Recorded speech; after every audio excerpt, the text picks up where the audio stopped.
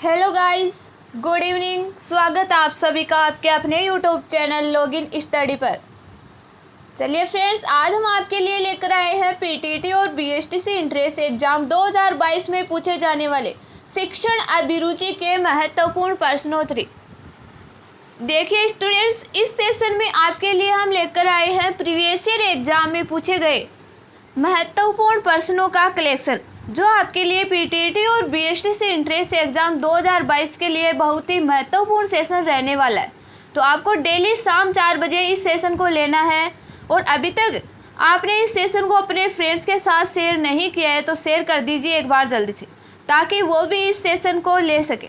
तो चलिए शुरुआत करते हैं। देखिए आज के सेशन की, आज हमारा पार्ट 2 है। पार्ट 2 में हम देखेंगे, देखिए फर्स्ट क्वेश्चन है, जिन छात्रों के माँ बाप नहीं है तो आप क्या करोगे? उनकी मदद के लिए प्रिंसिपल से सिफारिश करेंगे, या फिर उन्हें सहानुभूति देकर प्रसन्न रखेंगे, या फिर उन्हें कक्षा में आगे बैठाएंगे, या माँ बाप की तरह उनको प्यार देंगे? तो देखिए राइट आंसर क्या होगा।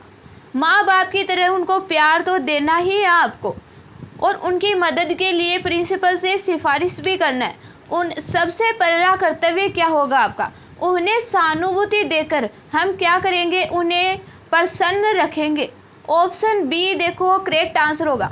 उन्हें हम अच्छा मार्गदर्शन देंगे, उन्हें सहानुभूति देंगे।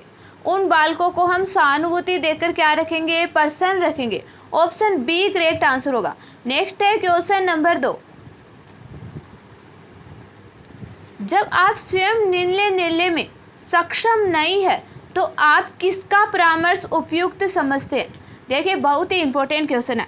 जब आप स्वयं निर्णय लेने में सक्षम नहीं है तो आप किसका परामर्श उपयुक्त समझते हैं? अपने सगे संबंधियों का, या फिर अपने मित्रों का, या अपने माता पिता का, या फिर ये सभी?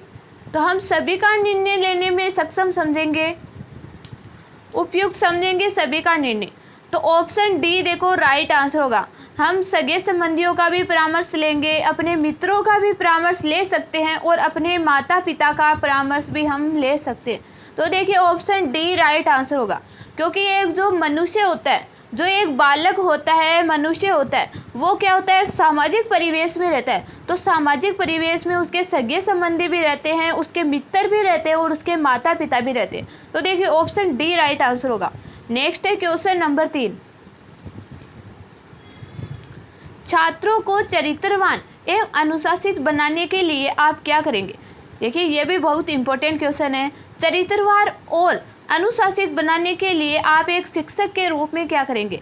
छात्रों को इसका प्रशिक्षण देंगे, या फिर उन्हें अच्छे कार्य के लिए प्रोत्साहित करेंगे, या फिर स्वयं चरित्रवान और अनुशासित होंगे, या फिर उनके माता पिता को इस दिशा में प्रयत्नशील करेंगे? तो देखिए राइट आंसर क्या होगा।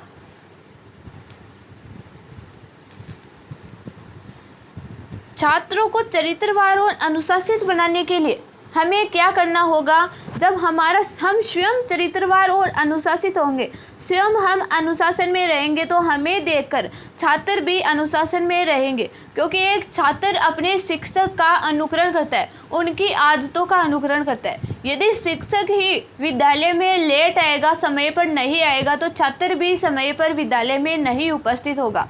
तो एक शिक्षक को अनुशासन में रहना चाहिए, जिससे उनके शिष्य भी अनुशासन में रहे। तो ऑप्शन सी राइट आंसर होगा। नेक्स्ट है क्वेश्चन नंबर 4, शिक्षा के क्षेत्र में आरक्षण लागू होने से सामाजिक एकरूपता आती है। देखिए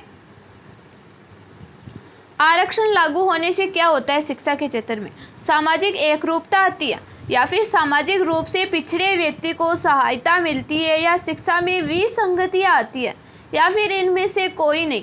तो देखिए राइट आंसर क्या होगा। सामाजिक एकरूपता तो नहीं आती, ये तो गलत हो जाएगा सरासर। ऑप्शन ए तो सरासर गलत हो जाएगा। सामाजिक एकरूपता नहीं आती आरक्षण लागू होने से।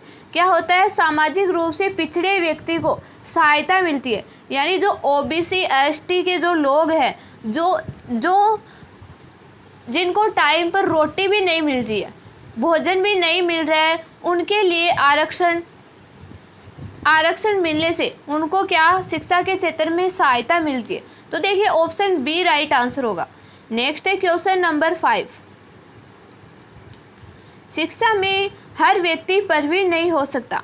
क्यों प्रवीण नहीं हो सकता है शिक्षा में हर व्यक्ति? क्योंकि शिक्षण एक कला है, या फिर शिक्षण का क्षेत्र बहुत व्यापक है, या शिक्षण अनुभव के द्वारा होता है, या फिर शिक्षण एक जटिल प्रक्रिया है। शिक्षण एक जटिल प्रक्रिया तो नहीं है, क्योंकि यदि हम शिक्षण का प्रशिक्षण लेंगे तो वो हमें जटिल नहीं लगेगा। तो ऑप्शन डी तो गलत हो जाएगा। शिक्षण अनुभव के द्वारा होता है, ये भी सही है, और शिक्षण एक कला है, ये भी सही है। अब आपको ये तीनों सही लग रहे होंगे, लेकिन ऑप्शन बी देखो इसमें राइट आंसर होगा। शिक्षण का क्षेत्र बहुत व्यापक है, इसलिए हर व्यक्ति प्रवीण नहीं हो सकता। ऑप्शन बी करेक्ट आंसर होगा। नेक्स्ट है क्वेश्चन नंबर 6।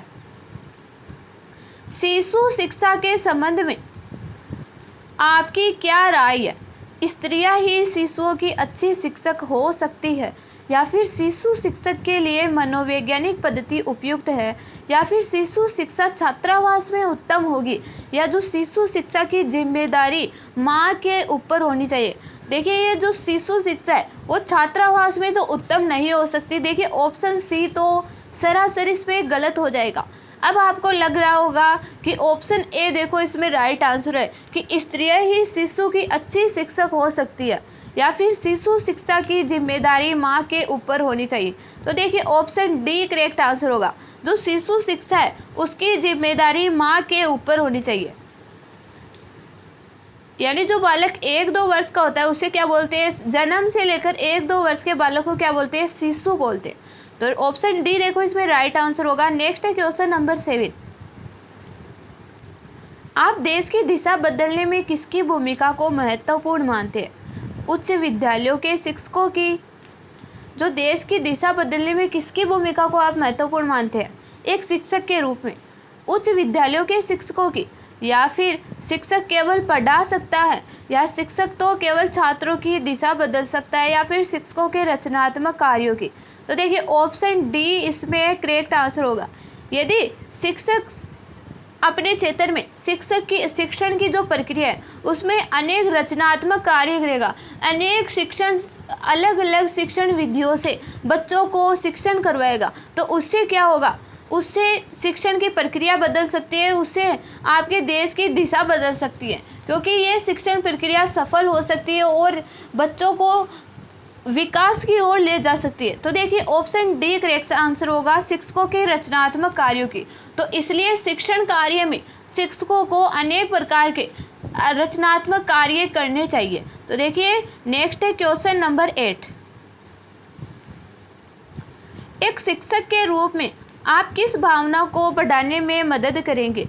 भेदभाव की भावना को, या फिर ईर्ष्या की भावना को, या फिर एक दूसरे की मदद करने की भावना को, या फिर जाति धर्म के नाम पर कोई भेदभाव नहीं हो? तो देखिए राइट आंसर क्या होगा? ऑप्शन डी देखो करेक्ट आंसर होगा। जाति धर्म के नाम पर कोई भेदभाव नहीं हो, इस भावना को बढ़ाने में हम मदद करेंगे। नेक्स्ट है क्वेश्चन नंबर 9। एक अध्यापक के विषय में आपका क्या विचार है? अध्यापक के विषय में आपका क्या विचार है? उसे किसी बच्चे से किताब ले लेनी चाहिए, या फिर उसे किताब के अलावा सहायक सामग्री के साथ पढ़ाना चाहिए, या फिर उसे बिना किसी किताब के ही पढ़ाना चाहिए, या फिर पढ़ाने के लिए अपनी किताब खुद लानी चाहिए? तो देखिए आप सभी पढ़े हुए हैं 12th तक, मुझे जहाँ तक पता है आप सभी 12th तक तो आप पढ़े हुए हैं। तो आप बताइए कि आपके अध्यापक किसी बच्चे से किताब लेकर पढ़ाते थे, या फिर किताब के अलावा किताब भी लेते थे और उसके साथ साथ अन्य सहायक सामग्रियों के साथ पढ़ाते थे, या फिर उसे बिना किसी किताब के पढ़ाते थे, या फिर किताब खुद लेकर आते थे? तो बताइए आप सभी कमेंट में कमेंट करके। तो देखिए ऑप्शन बी इसमें करेक्ट आंसर होगा। उसे किताब के अलावा सहायक सामग्री के साथ पढ़ाना चाहिए, जिससे क्या होगा? जो शिक्षण की प्रक्रिया है वो क्या होगी? सफल होगी।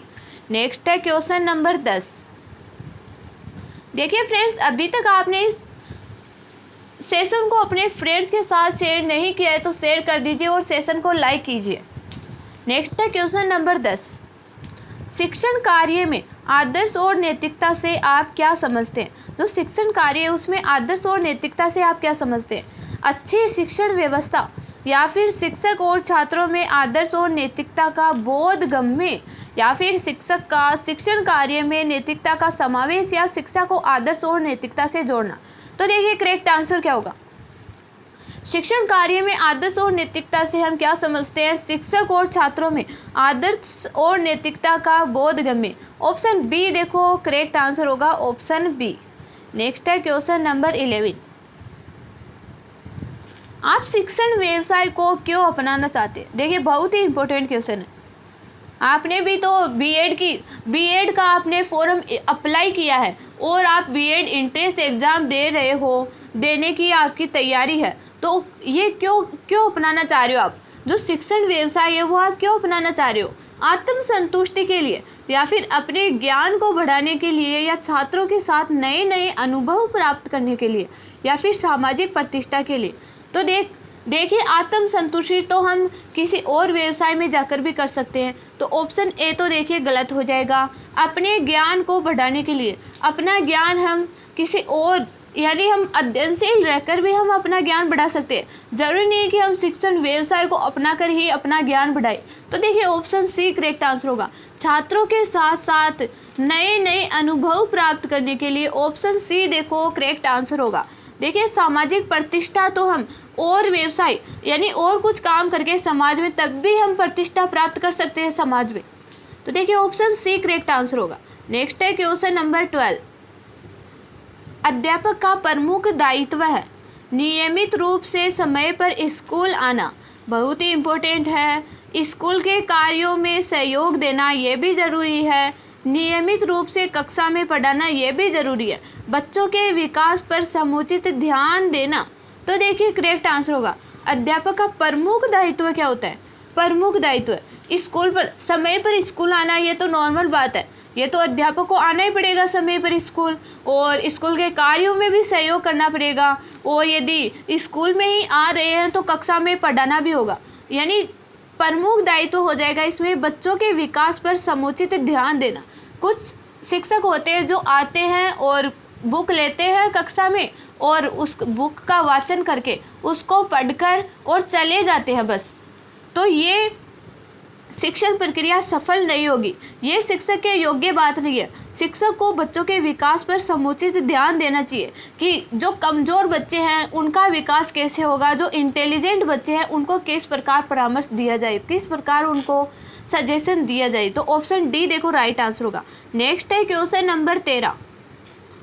वर्तमान में शिक्षा के गिरते स्तर का प्रमुख कारण क्या है? जवाबदेही के निर्धारण की कमी, या फिर परीक्षा व्यवस्था एवं मूल्यांकन की खामियां, या फिर उपरोक्त दोनों, या इनमें से कोई नहीं। तो देखिए राइट आंसर क्या होगा? ऑप्शन सी जवाबदेही के निर्धारण की कमी और परीक्षा व्यवस्था एवं मूल्यांकन की खामियां। ऑप्शन सी राइट आंसर होगा। नेक्स्ट है क्वेश्चन नंबर 14। आपकी दृष्टि में अध्यापन व्यवसाय क्या है?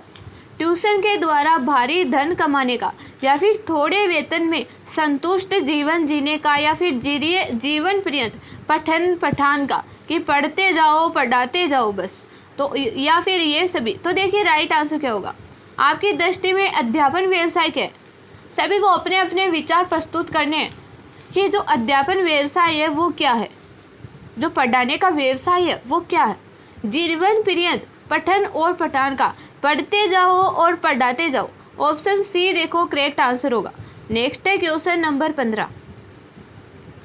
अध्यापक के किस व्यवहार का छात्रों पर सर्वाधिक हानिकारक प्रभाव पड़ता है? किस व्यवहार का सर्वाधिक हानिकारक प्रभाव पड़ता है? यहाँ पूछा गया आपको सर्वाधिक हानिकारक प्रभाव, वो भी किसका? अध्यापक के किस व्यवहार पर छात्रों पर अध्यापक का सर्वाधिक हानिकारक प्रभाव किस प्रकार पड़ते हैं? अध्यापक का कक्षा में देर से आना और छात्रों को परीक्षा में कम अंक देना, या फिर अध्यापक का कुछ छात्रों के साथ पक्षपातपूर्ण व्यवहार करना, या फिर छात्रों की छोटी छोटी बातों पर दंड देना, या फिर अध्यापक का कुछ छात्रों के साथ पक्षपातपूर्ण व्यवहार करना। तो देखिए राइट आंसर क्या होगा? देखिए सॉरी फ्रेंड्स, इसमें ऑप्शन बी और ऑप्शन डी देखो इसमें सेम आ गया। देखिए ऑप्शन बी और डी में से आप दोनों सही है, दोनों सही है, ऑप्शन बी और ऑप्शन डी, यानी अध्यापक का कुछ छात्रों के साथ पक्षपातपूर्ण व्यवहार। देखिए ये प्रिंट किया है, उसमें प्रिंट में ये दोनों ऑप्शन सेम आ गए हैं। नेक्स्ट है क्वेश्चन नंबर 16। आधुनिक भारतीय परिवार अपने बच्चों में जिस उद्देश्य की पूर्ति में असफल रहे हैं वह है मनोरंजन संबंधी उद्देश्य, या फिर प्रेम व स्नेह संबंधी उद्देश्य, या फिर सुरक्षा संबंधी उद्देश्य, या फिर शैक्षिक उद्देश्य। तो देखिए जो आधुनिक भारतीय परिवार है उनमें क्या हो रहा है, जो बच्चों के माता पिता है वो अपने व्यवसाय में बिजी हो रहे हैं, जिससे बच्चों को प्रेम व स्नेह नहीं दे पा रहे, तो वह प्रेम व स्नेह संबंधी उद्देश्य में असफल हो रहे हैं। ऑप्शन बी देखो करेक्ट आंसर होगा। नेक्स्ट है क्वेश्चन नंबर 17। देखिए क्वेश्चन नंबर 18। पूर्ण अनुशासित कक्षा की पहचान क्या है? यह भी बहुत इंपॉर्टेंट क्वेश्चन है। जो पूर्ण अनुशासित कक्षा है उसकी पहचान क्या होती है? छात्रों की पठन पाठन प्रक्रिया में पूर्ण रुचि, जो छात्र होते हैं उनकी पठन और पाठन प्रक्रिया में पूर्ण रुचि एवं शांतिपूर्ण भागीदारी, या फिर कक्षा में छात्रों का अपने कर्मों में लगा होना, या फिर कक्षा में पूर्ण खामोशी, या फिर इनमें से कोई नहीं। तो देखिए राइट आंसर क्या होगा? ऑप्शन ए, छात्रों की पठन पाठन प्रक्रिया में पूर्ण रुचि एवं शांतिपूर्ण भागीदारी। नेक्स्ट है क्वेश्चन नंबर 19। प्रभावी शिक्षक की कौन सी बात छात्र को अच्छी लगती है? जो प्रभावी शिक्षक होते हैं उनकी कौन सी बात छात्र को अच्छी लगती है? उनका पहनावा, या फिर उसकी विद्वता, या फिर उसका पूरा व्यक्तित्व, या उसकी बोली। तो देखिए करेक्ट आंसर क्या होगा? एक प्रभावी छात्र की कौन सी बात छात्र को अच्छी लगती है? उसका पूरा व्यक्तित्व है। जो शिक्षक होता है उसका पूरा व्यक्तित्व एक छात्र को प्रभावी बनाता है। तो ऑप्शन सी देखो राइट आंसर होगा। नेक्स्ट है क्वेश्चन नंबर 20। हमारे देश के संविधान में किसके लिए निःशुल्क और अनिवार्य शिक्षा की व्यवस्था की गई है? जो हमारा देश का संविधान है उसमें किसके लिए निःशुल्क और अनिवार्य शिक्षा की व्यवस्था की गई है? सभी छात्रों के लिए, या फिर सभी नागरिकों के लिए, या फिर सभी छात्रों और प्रौढ़ों के लिए, या 14 वर्ष तक के सभी बच्चों के लिए? देखिए संविधान में मौलिक कर्तव्य, जो मौलिक कर्तव्य 11 है, जो 11वें मौलिक कर्तव्य में यह बात कही गई है कि 14 वर्ष तक के सभी बच्चों के लिए निःशुल्क और अनिवार्य शिक्षा की व्यवस्था की जाए। तो देखिए ऑप्शन डी इसमें करेक्ट आंसर होगा। नेक्स्ट है क्वेश्चन नंबर 21। वर्धा शिक्षा सम्मेलन ने किस बारे में अपनी सिफारिश की थी? जो वर्धा शिक्षा सम्मेलन है उसने किस बारे में अपनी सिफारिश की थी? स्त्रियों की शिक्षा के बारे में, या फिर अनिवार्य सैनिक शिक्षा के बारे में, या फिर प्राइमरी शिक्षा के बारे में, या फिर शिक्षा को रोजगार उन्मुख बनाने के बारे में? तो देखिए ऑप्शन डी करेक्ट आंसर होगा। जो वर्धा शिक्षण सम्मेलन है उसने शिक्षा को रोजगार उन्मुख बनाने के बारे में अपनी सिफारिश की थी। नेक्स्ट है क्वेश्चन नंबर 22।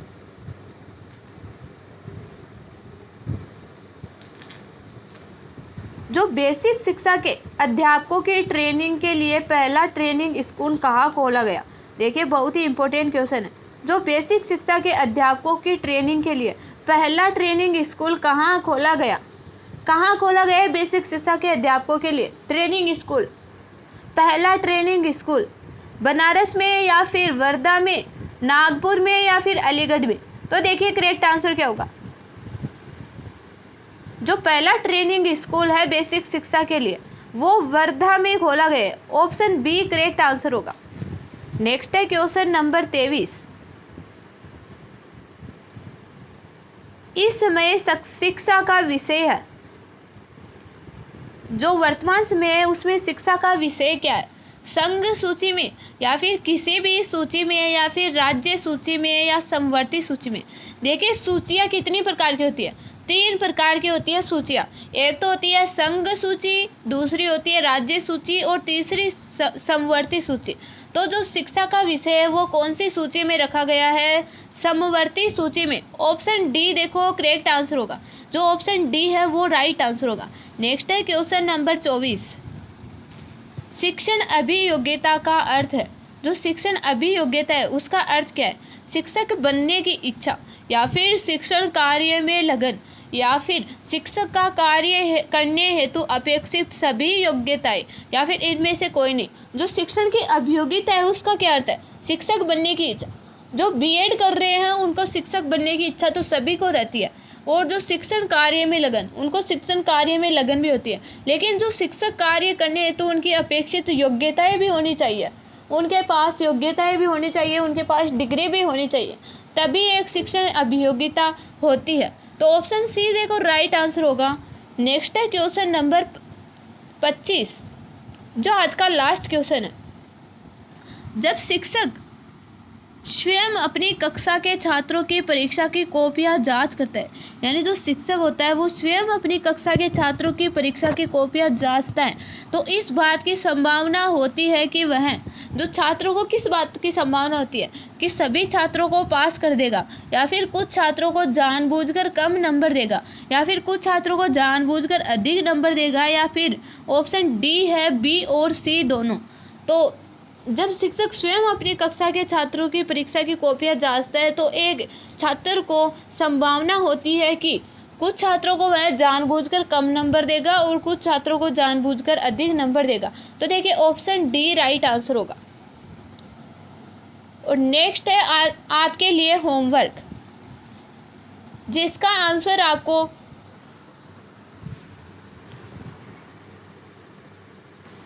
कमेंट सेशन में देना है। ये एक होमवर्क के लिए आपका एक क्वेश्चन है। शिक्षा एक त्रिकोणीय प्रक्रिया है। जो शिक्षा है वो एक त्रिकोणीय प्रक्रिया है। इसके तीनों कोण कौन कौन से हैं? छात्र, शिक्षक, सामाजिक परिवेश, या फिर पाठशाला, छात्रा, या फिर शिक्षक। देखिए छात्र, पाठशाला, या फिर ज्ञानार्जन, या अध्यापक, छात्र और ज्ञान। जो शिक्षा एक त्रिकोणीय प्रक्रिया है, इसके तीनों कोण कौन कौन से? तो आपको कमेंट सेशन में इसका राइट आंसर देना है। तो चलिए, आज की क्लास देखने के लिए सभी को थैंक यू। देखिए फ्रेंड्स, ये क्लास आपके लिए डेली शाम 5 बजे रेगुलर आएगी आपके लिए ये क्लास शिक्षण अभिरुचि के। तो चलिए, आज की क्लास हम यहीं एंड करते हैं। अभी तक क्लास को लाइक नहीं किया है तो लाइक कर दीजिए एक बार।